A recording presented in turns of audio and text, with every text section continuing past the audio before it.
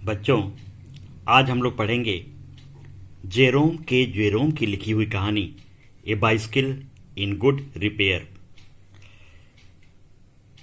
If you wish to go on a long bicycle ride, the bicycle should be in good condition. यानी यदि आप bicycle ride करना चाहते हैं लंबी दूरी का, तो आपकी जो साइकिल है वो अच्छे कंडीशन में होनी चाहिए। If possible, an expert mechanic should overhaul it। तो जो मैकेनिक है वो अच्छा होना चाहिए इसकी ओवरहॉलिंग के लिए।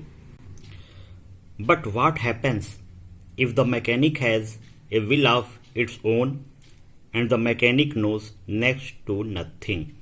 लेकिन यदि मैकेनिक कुछ नहीं जानता है और इसके बावजूद बाइसिकल को रिपेयर करता है तो क्या होगा, आइए देखते हैं। A man I knew proposed one evening we should go for a long bicycle ride together on the following day, and I agreed। यानी लेखक लिखता है कि एक व्यक्ति जो उसे जानता था उसने प्रपोज किया, लेखक से कहा कि चलिए हम लोग लॉन्ग बाइसिकल राइड पे चलते हैं, यानी साइकिल से लंबी दूरी तय करते हैं अगले दिन। लेखक उससे सहमत हो गया। ठीक है, लेखक ने कहा ठीक है हम चलेंगे लॉन्ग बाइसिकल राइड पे। I made an effort and was pleased with my self.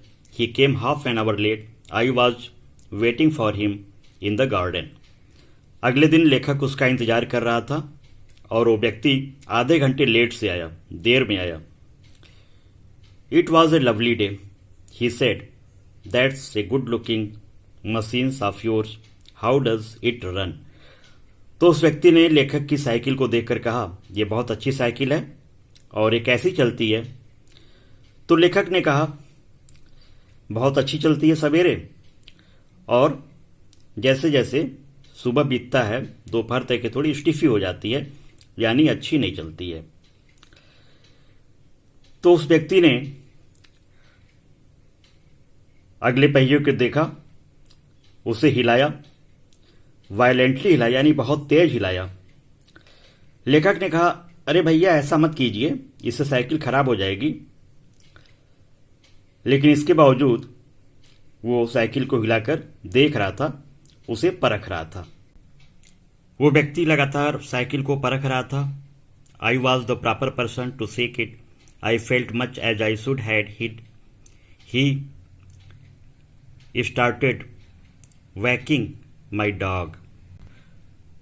तो वो व्यक्ति जो साइकिल को मेरे यानी लेखक के साइकिल के साथ जो व्यवहार कर रहा था, तो लेखक को लग रहा था, ऐसा लग रहा था जैसे वो उसके डॉग को, कुत्ते को पीट रहा है। उस व्यक्ति ने कहा कि जो आपका अगला पहिया है वो ओबेल्स कर रहा है, यानी कि हिल डुल रहा है, यानी कायदे से फिट नहीं है। उस व्यक्ति ने फिर कहा कि मैं इसका जो वोबलिंग है, जो ओबल कर रहा है, मैं इसे ठीक कर सकता हूं, और यदि ये ओबल करता रहेगा तो आपको नुकसान पहुंचाएगा। तो लेखक को लगा कि लगता है कि ये सही कह रहा है। उस व्यक्ति ने हैमर की डिमांड की। लेखक अंदर से गया, हैमर लेके आया। उस व्यक्ति ने उस साइकिल को खोला, यानी फ्रंट व्हील को खोला, और उसमें से जो लिटिल बॉल्स थे, यानी जो छर्रे थे, उन्हें निकाला। लिटिल बॉल्स इधर उधर बिखर गए। उस व्यक्ति ने कहा कि जल्दी से इसको उठाइए, यदि ये नहीं मिलेगा तो साइकिल ठीक नहीं होगी। उस लिटिल बॉल्स को यानी छर्रे को खोजने के लिए दोनों, लेखक और वो व्यक्ति, बिल्कुल जमीन पर लेट करके उसे खोजे, और 16 बॉल्स, 16 लिटिल बॉल्स मिल गए। लेखक ने उसे अपने हैट में रख दिया। इसके बाद उस व्यक्ति ने फिर उन बॉल्स को फिट किया, लगाया, लेकिन उसकी एक्टिविटी से लग रहा था कि वो साइकिल मैकेनिक नहीं था, बल्कि वो बेकार में ही साइकिल को खोल करके उसे बनाने की कोशिश कर रहा था। इस बीच कुछ मजाक की बातें होती हैं।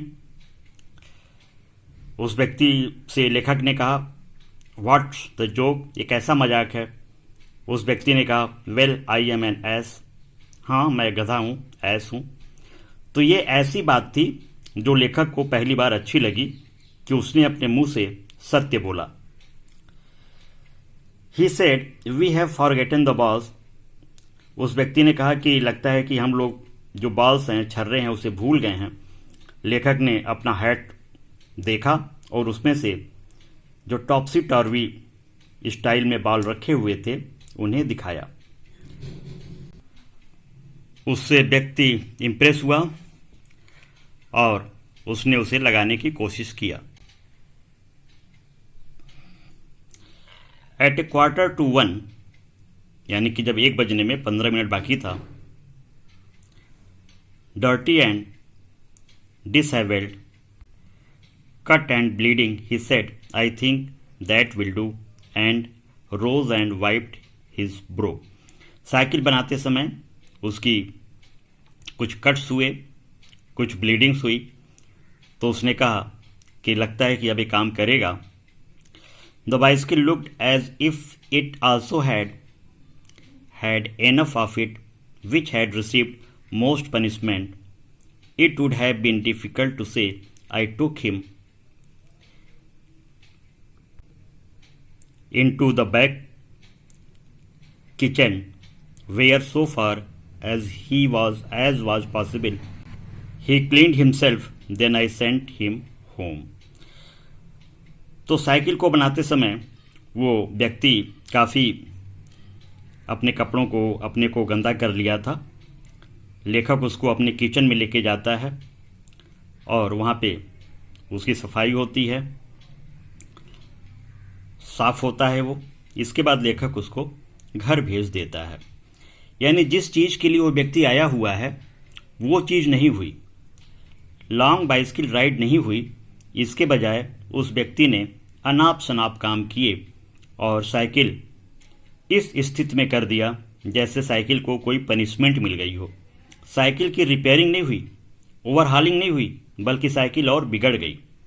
तो बच्चों, इस तरह के लोगों से हमें सतर्क रहना चाहिए। इस तरह के लोग जो कि मास्टर ऑफ ऑल बनते हैं, वास्तव में वे कुछ नहीं जानते। इन लोगों से बच के रहना चाहिए। इसीलिए इंग्लिश में एक कहावत है, jack of all is master of none. यानी जो सब कुछ जानता है वो वास्तव में किसी चीज़ में उसकी मास्टरी नहीं होती है। ऐसे लोगों से आपको बचना चाहिए।